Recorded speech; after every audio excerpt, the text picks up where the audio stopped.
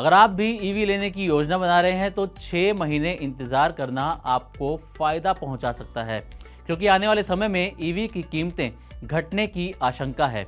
देश में ईवी को पॉपुलर बनाने के मकसद से सरकार लगातार प्रयास कर रही है और यही कारण है कि इसी कड़ी में अगले 6 महीनों में ईवी के दाम घटने के पूरे आसार हैं। ये कहना है केंद्रीय सड़क परिवहन और राजमार्ग मंत्री नितिन गडकरी का, जिन्होंने बुधवार को बड़ी घोषणा करते हुए कहा कि अगले 6 महीने के अंदर ही देश में इलेक्ट्रिक वाहनों की कीमतें पेट्रोल वाहनों के बराबर हो जाएंगी। क्या इलेक्ट्रिक व्हीकल खरीदने के लिए आपको इंतजार करना चाहिए? इलेक्ट्रिक व्हीकल को लेकर क्या है सरकार का बड़ा प्लान? क्या है पूरी कहानी? चलिए आपको इस वीडियो में विस्तार से समझाते हैं।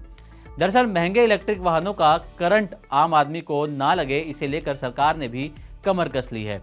नितिन गडकरी ने 32वें कन्वर्जेंस इंडिया और 10वें स्मार्ट सिटीज इंडिया एक्सपो को संबोधित करते हुए महंगे इलेक्ट्रिक वाहनों को लेकर बड़ा अपडेट दिया है। साथ ही उन्होंने ये भी बताया कि 212 किलोमीटर लंबे Delhi Dehradun access controlled expressway का निर्माण अगले 3 महीनों में पूरा होने की उम्मीद है। इसके साथ ही उन्होंने इलेक्ट्रिक वाहनों पर सरकार की नीतियों के बारे में भी जिक्र किया है। सरकार लगातार इलेक्ट्रिक वाहनों की कीमतों को कम करने का प्रयास कर रही है ताकि देश में इसकी मांग को बढ़ाया जा सके, साथ ही आने वाले समय में प्रदूषण को कम करने में मदद की जा सके।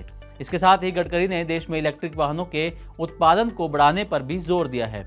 इसके लिए उन्होंने भारत को तीसरी सबसे बड़ी अर्थव्यवस्था बनाने के उद्देश्य से देश को अपने बुनियादी ढांचे में सुधार करने की जरूरत पर जोर डाला है। उन्होंने कहा कि अच्छी सड़कें बनाकर हम अपनी लॉजिस्टिक्स कॉस्ट को काफ़ी हद तक कम कर सकते हैं। साथ ही नितिन गडकरी ने कहा कि देश की अर्थव्यवस्था का भविष्य बहुत अच्छा है और सरकार स्मार्ट शहरों और स्मार्ट परिवहन के लिए लगातार प्रयास कर रही है।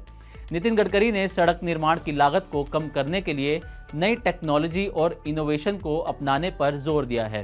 नितिन गडकरी ने कहा कि अगले 6 महीने में इलेक्ट्रिक वाहनों की कीमत पेट्रोल कारों के बराबर करने की योजना है।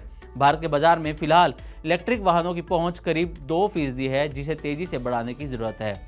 इसके लिए देश में जगह जगह चार्जिंग पॉइंट सहित बुनियादी जरूरतों पर काम किया जा रहा है।